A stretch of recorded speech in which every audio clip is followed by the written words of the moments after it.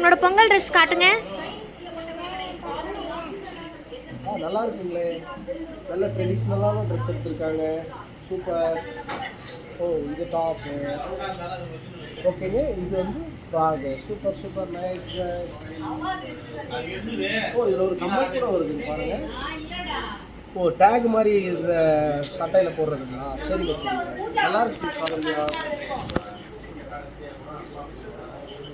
இப்போ இதை லாக் பண்ணி வைங்க. ஓகே, கார்னியா ட்ரெஸ் பார்த்தாச்சு. கார்னியா உன் நைனா ட்ரெஸ் காட்ட சொல்லுங்க. இதுதான் எனக்கு எடுத்த ட்ரெஸ்ஸு. கார்னியா நைனாவுக்கு அப்புறம் புது கர்ச்சீஃப், அப்புறம்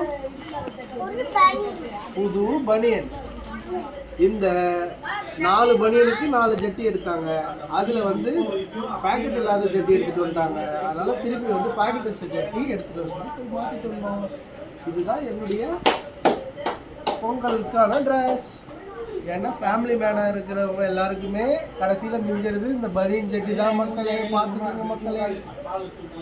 குழந்தைங்களா இருக்கும்போது தான் சந்தோஷமாக நினச்ச ட்ரெஸ்ஸை அவங்க அப்பா அம்மா வாங்கி கொடுக்க முடியும். எங்கள் அப்பா அம்மா வந்து எங்களுக்கு பொங்கலுக்கு தீபாவளிக்கு இது போல் விசேஷத்துக்கு தான் ட்ரெஸ் வாங்கி கொடுப்பாங்க. ஆனால் இப்போ இருக்கிற குழந்தைங்களுக்கு பொங்கலுக்கு தீபாவளிக்கு பிறந்த நாளைக்கு கல்யாணத்துக்கு எங்கன்னா பக்கத்து வீட்டுக்கு விசேஷத்துக்கு போனால் கூட அது வந்து ஒரு ட்ரெஸ் வாங்கி போகிறாங்க. நாங்கள் அந்த காலத்தில் ஒரு பொங்கலுக்கு ஒரு ட்ரெஸ்ஸு, மூணு பொங்கல் இருந்தாலும் ஒரு பொங்கலுக்கு ஒரு ட்ரெஸ்ஸு தான், தீபாவளிக்கு ஒரு ட்ரெஸ்ஸு தான். அதுவே எப்போ எடுப்போம்னா விடிஞ்சா தீபாவளி இருக்கும், அந்த ராத்திரியில் போய் எடுப்போம். விடிஞ்சா பொங்கல் இருக்கும், அன்னைக்கு போய் எடுப்போம். ஆனால் இப்போல்லாம் அப்படி இல்லைங்க. ஆர்டர் பண்ணால் வீட்டுக்கு வருது டைரெக்டாக 2 நாளைக்கு முன்னாடி. அதுக்கு இன்னும் ஒரு நாள் பர்ச்சேஸ் டேட் வச்சு கார் புக் பண்ணி போகிறாங்க. இந்த காலத்தில் அந்த மாதிரி சொகுசாக இருக்கிறாங்க. ஆனால் நாங்கள் அந்த மாதிரி சொகுசாக இல்லைங்க. இருந்தாலும் என் பொண்ணு அந்த மாதிரி சொகுசாக வளர்க்கணும்னு நான் ஆசைப்பட்றேன். ஆனாலும் கஷ்டம் இருந்தாலும் தெரிய வச்சு வளர்க்கலான்னு விருப்பப்படுறேன். நன்றி மக்களே.